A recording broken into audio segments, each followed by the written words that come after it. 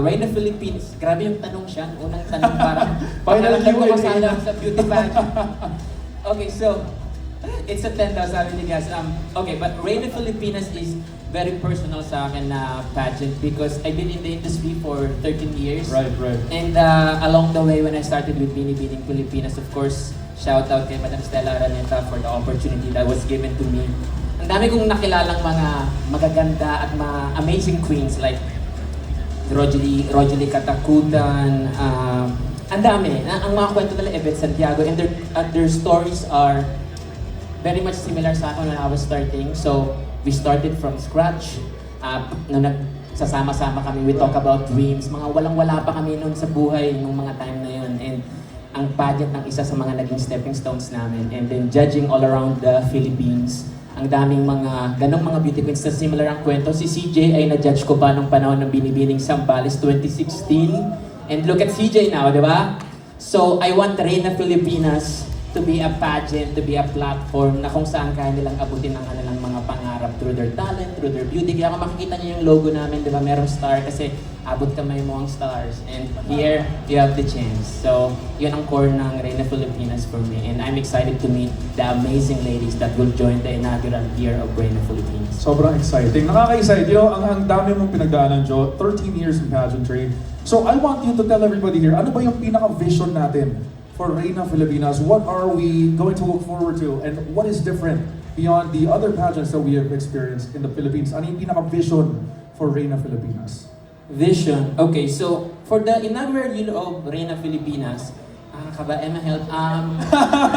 Siguro, I want an inclusive pageant. So meron kaming tatlong titles for this year. So, Reina Filipinas Grand International. No? And then, we have two more titles, Reina Filipinas All-Stars. So, kami po ay magkokorona ng tatlo.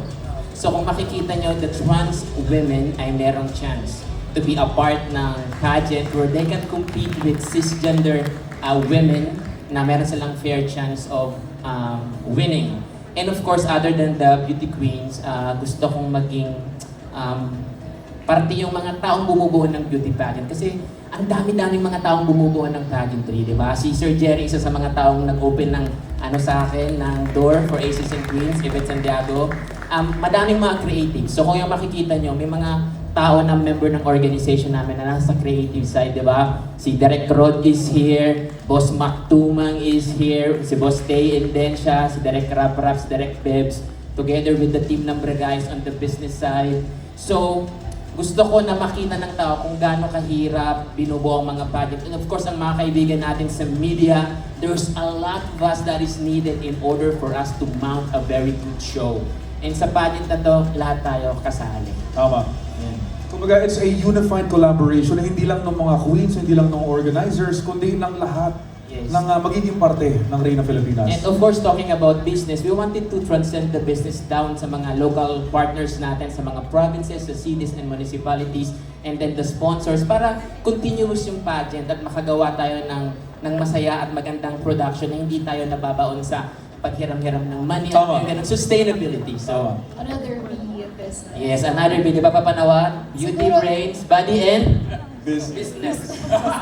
Siguro siya, ang vision din ng Reina Filipinas is not just to produce queens, it's more on helping them to sustain kung ano na yung nasimulan nila. Kasi malaking question after they join the pageant is what's next? Right. So we will help them to know what career kung pwede pa after they compete sa isang pageant.